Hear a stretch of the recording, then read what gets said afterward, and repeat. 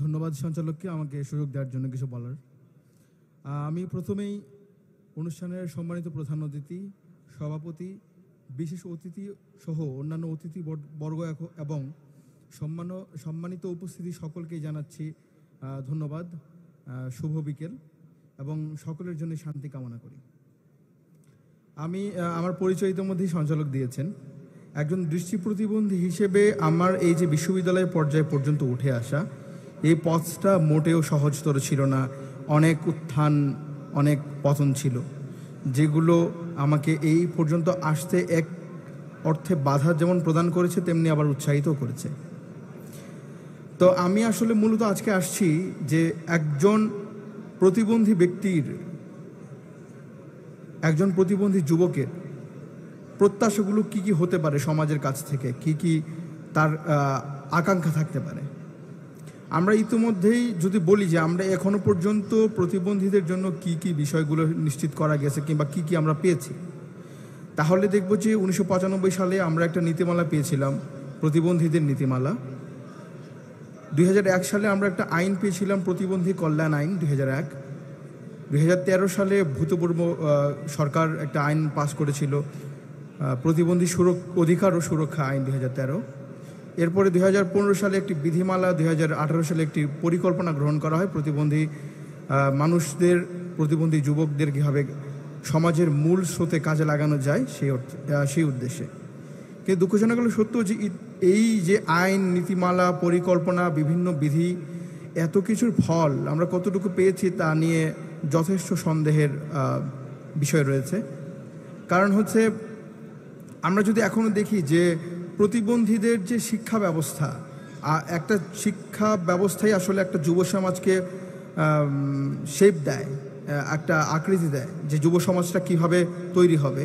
তা আমরা যদি দেখি যে প্রতিবন্ধীদের যেই প্রাথমিক শিক্ষা, সেই শিক্ষাও কিন্তু যথেষ্ট ম্যাচিওর্ড না। আমরা যেখানে আজকে উন্নত বিশ্বে যেখানে অন্তর্ভুক্তিমূলক শিক্ষার কথা বলা হয়, সেখানে আমরা এখনও স্পেশাল বিশেষ শিক্ষা, প্রতিবন্ধীদেরকে আলাদাভাবে রেখে শিক্ষিত করা, সেই জায়গাটা এখনও বিশ্বাস করছি, যেটা আসলে আমাদেরকে অন্যান্য দেশ থেকে কিংবা সমাজের অন্যান্য মানুষদের থেকে প্রতিবন্ধীদেরকে পিছিয়ে দিচ্ছে। তো আমি সেই জন্য যেটা প্রত্যাশা থাকবে যে বিএনপি যখনই ক্ষমতায় আসুক কিংবা বিএনপি যেভাবেই পারুক, যেন আমাদের এই শিক্ষা ব্যবস্থায় প্রতিবন্ধীদের যুগোপযোগী সম্পৃক্ততা নিশ্চিত করা যায় এবং তাদেরকে যেন সমানভাবে যুক্ত করা যায়, সেই ব্যাপারটা নিশ্চিত করা হবে।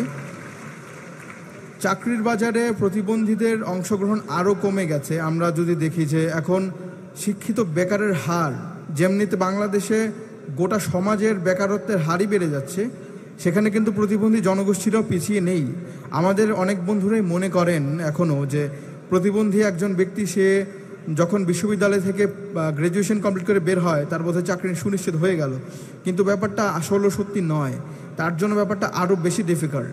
কারণ হচ্ছে, আমরা যখন কোনো একটা সরকারি চাকরিতে আবেদন করি, সেখানে একটা দীর্ঘ প্রক্রিয়া অনুসরণ করেই আমাদেরকে আসতে হয়।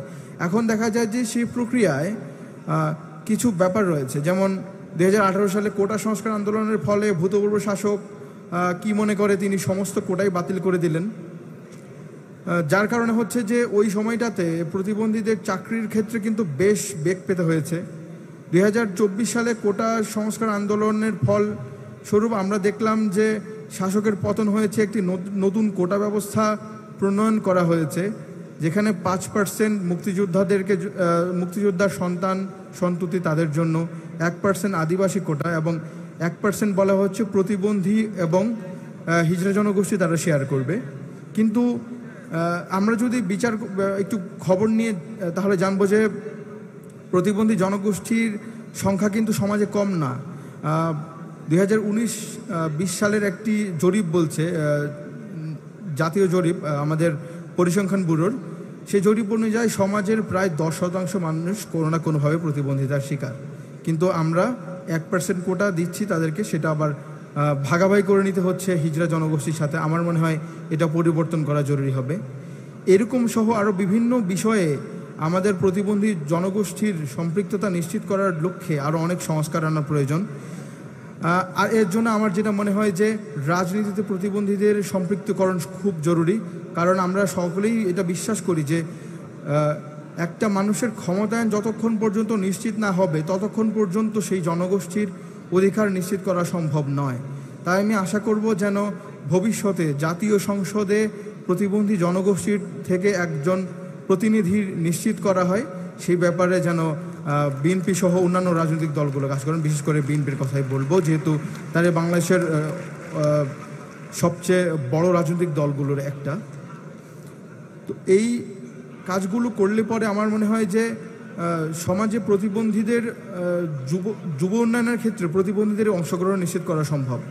আর সচেতনতামূলক যেই আয়োজনগুলো সেগুলো আসলে বন্ধ হয়ে গেছে।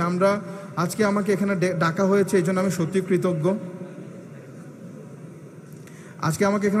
সেই জন্য আমি সত্যি কৃতজ্ঞ, কারণ আমার আসলে সত্যি কথা বলতে এইরকম একটা প্ল্যাটফর্মে কথা বলার সুযোগ আসে না, তাই আমরা আমাদের কথাগুলো ঠিকভাবে বলতে পারি না, সেই জন্য আমি সত্যি কৃতজ্ঞ।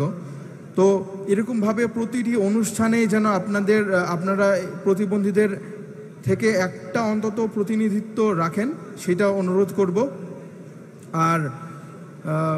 আর কি বলবো, যে সমাজের একটা জিনিস ভাববেন যে আমরা যখন যুবদের উন্নয়নের পরিকল্পনা নিচ্ছি তখন প্রতিবন্ধীদেরকেও যুব সমাজের অন্তর্ভুক্ত বলে মনে করবেন।